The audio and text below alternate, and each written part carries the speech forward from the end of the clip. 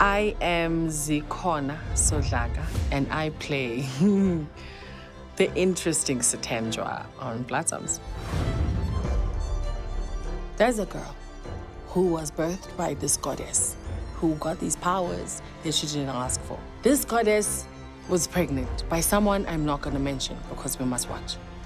But she's also in love. But she's in love with a very evil man who wants her powers.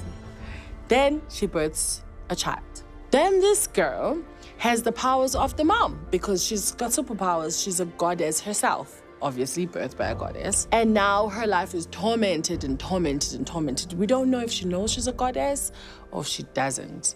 But in this, there's stories of love, there's stories of power, stories of abuse of power, there's stories of abuse of all kinds of power. Dark power, good power. There's many different tribes, of course, in this world, and they all play out their different personalities because each tribe has its own personality. And all of it is done in the fashion of like a creative take on what we would have been like had we been left without the visitors of the rest of the world.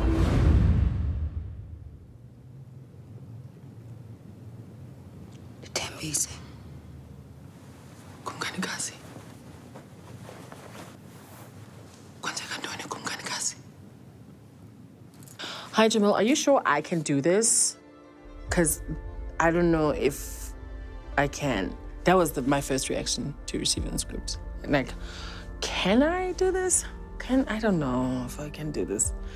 But at the same time, so honored that a script like this has happened in our lifetime, that like a story of this nature could happen in our lifetime, that we can dare to make what the rest of the world has been making for us, about us. So now you get to tell us just a small part of who we are, the rest of our identity as the people of this continent. And you get to do that. You jump right in, whether you can swim or not. And I remember getting into studio, which was created, and just being in awe of this big world. Like we'd seen the scripts. I'd met the cast. I'd met, of course, the incredible director. But I just didn't know that it's just going to be that alive. And the environment itself and the costume and all of it was just like a nice transportation to a world that you can only imagine. A story of this nature definitely demands that you create the world for the audience. And that's what a Yellowbone did. They created the world for the audience, but firstly for us, because how do we imagine being in this world if we can't see it? You know, I know sometimes it's asked of us as actors to imagine the world and then help the audience imagine it too, but it was made easier for us because it was created. The art department was incredible. And then the costume. Oh gosh, all that color, all that richness, all that gold. It just made you so proud, man. You felt incredibly beautiful. It was just almost every time, especially when we had supporting actors that are in the background and they were put in those costumes and you just sat there. Half the time when you're not filming, you'd sit and just watch the scenes because it just looks so good. I just constantly remember just taking a moment and just looking around and just being there in that moment. Of course, when I was 3 months pregnant. It was a very tough time, but we did it.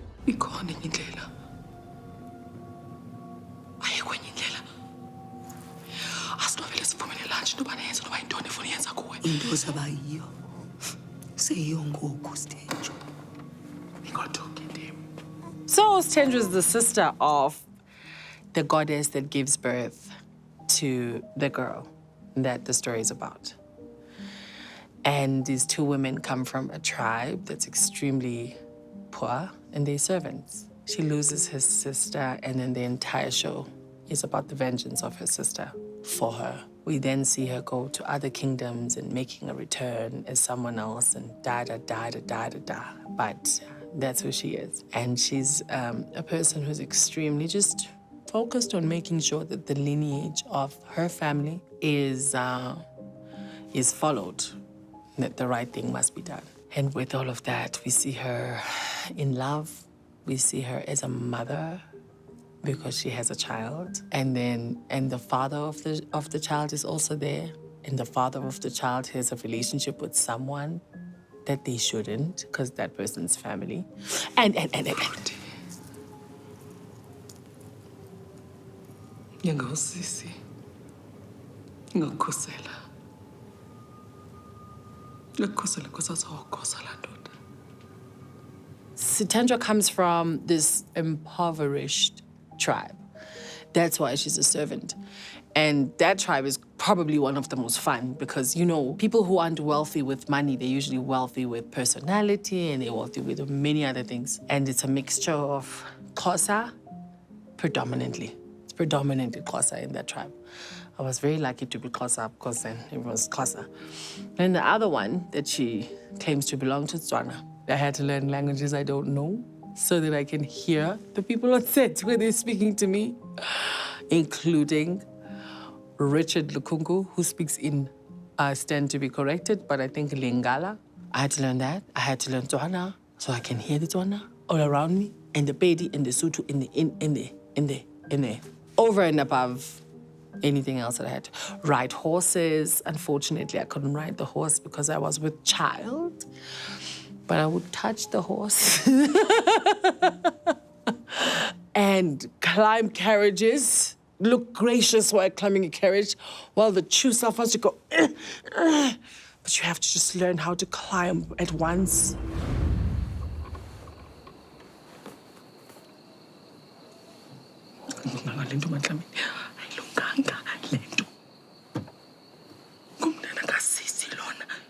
What did I learn about myself through playing this character?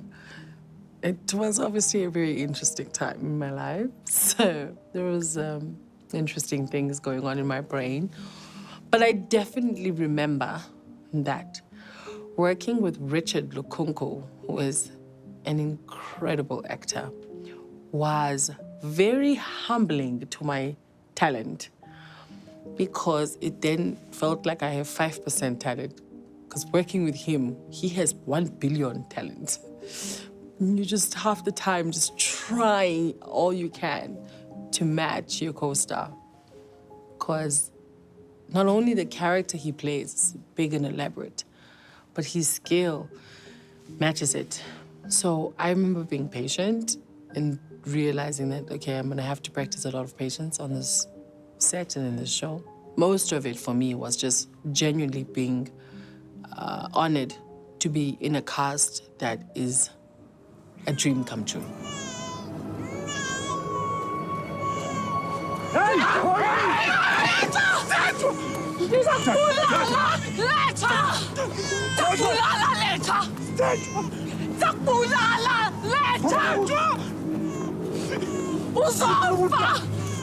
Some of the memorable moments about the character I played, I think it is probably one of the most difficult things that could ever happen to a woman, because she had just had a child and she got forced out of her tribe to leave her child behind.